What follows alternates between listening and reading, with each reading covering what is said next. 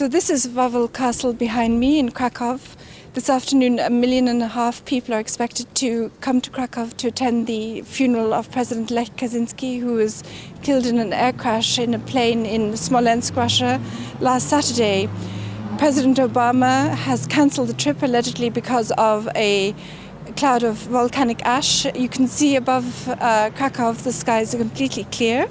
Prince Charles, Angela Merkel, the Chancellor of Germany, Nicolas Sarkozy and Berlusconi of Italy have also cancelled their appearance at this funeral today at very short notice. It's quite remarkable because Berlin is only about 400 kilometers away.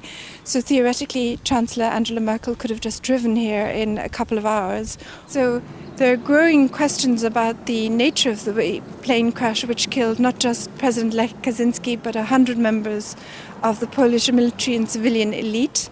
Many people are questioning whether it was really an accident here in Poland. They believe they will never get to the bottom of the investigation completely because the forensic evidence has been gathered by the Russian investigators and most of it has gone to Moscow together with the bodies of the people who are alleged to have died in this accident.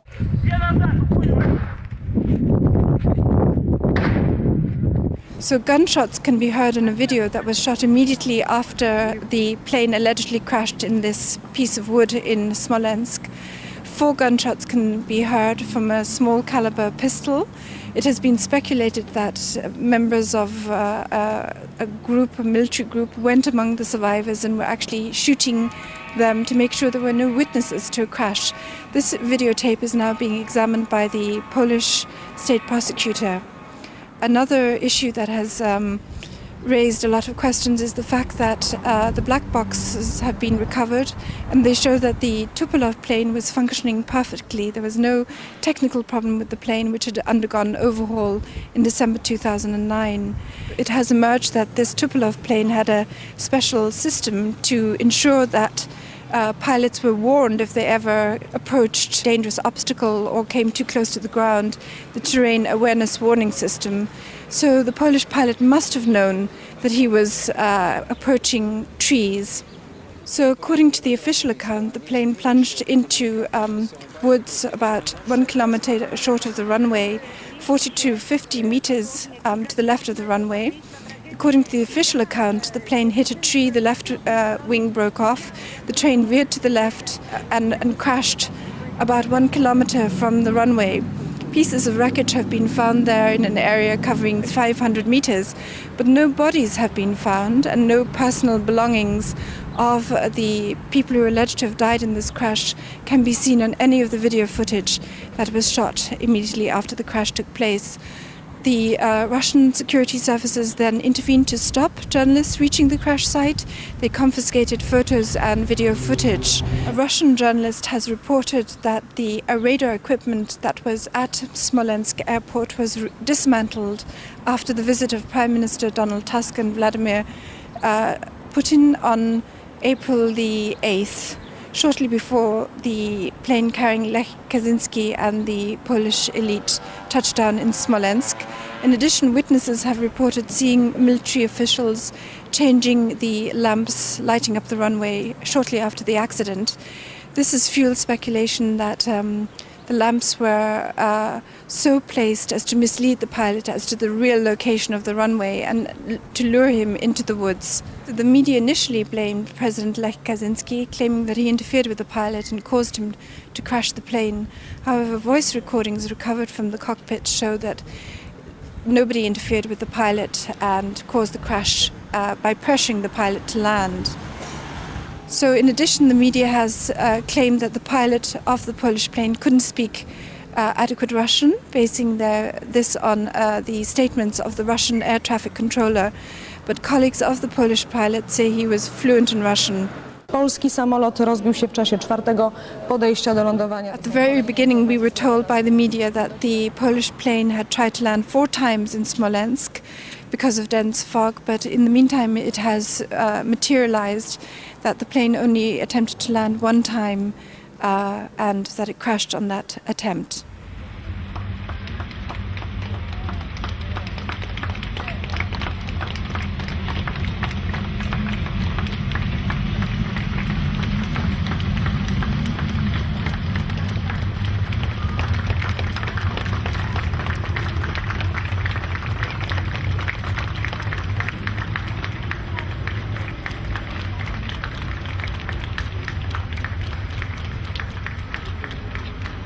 So when we take all these facts together, a likely scenario is that the pilot approaching Smolensk airport was given false information about the real location of the runway and lured into landing in the woods close by.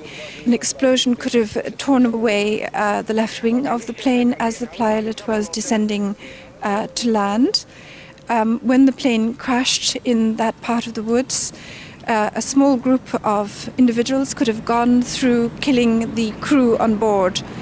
The absence of all bodies can be explained by, if you posit that these top generals, the central bank governor, the security chief, the two presidential opposition candidates, and large numbers of the opposition party in parliament were not on the plane at all, that they were killed or kidnapped in Poland, and their disappearance is simply being accounted for by claiming that they died as part of this plane crash. These are the questions that many Polish people are now discussing on internet forums, on blogs, and also here on the street in Poland.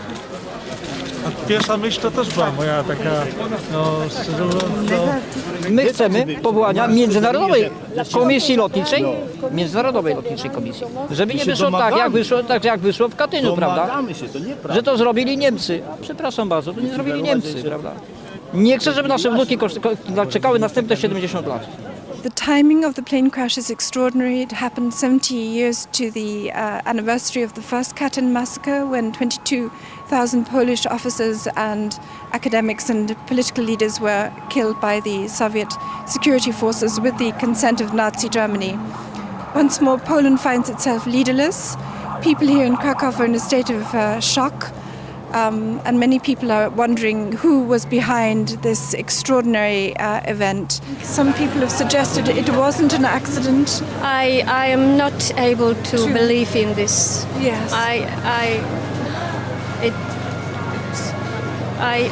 can't believe in this. Yes. I had a lot of crazy ideas too, and everyone else was saying different things because there was no official response, and there still isn't really any official evidence on what went on. So there were a lot of different things I was hearing. Bear in mind that Poland is the only country in Europe to have refused the swine flu vaccine due to the courageous action of the Polish health minister Ewa Kopacz. And Poland was the only country which had a central bank governor that postponed or was unwilling to allow the zloty currency to strengthen in respect to the euro exchange rate.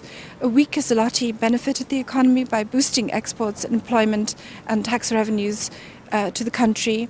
The National Bank governor had indicated that he wasn't prepared to take loans from the IMF. Poland is the only country that is not in recession in Europe. It actually is growing at 2.7% this year, I think, and 1.7% last year. Its debt is relatively low compared to other countries, and after the death of this central bank governor in the crash, you can expect to see Poland absorbed into the Eurozone and increasing the size of its public debt very soon.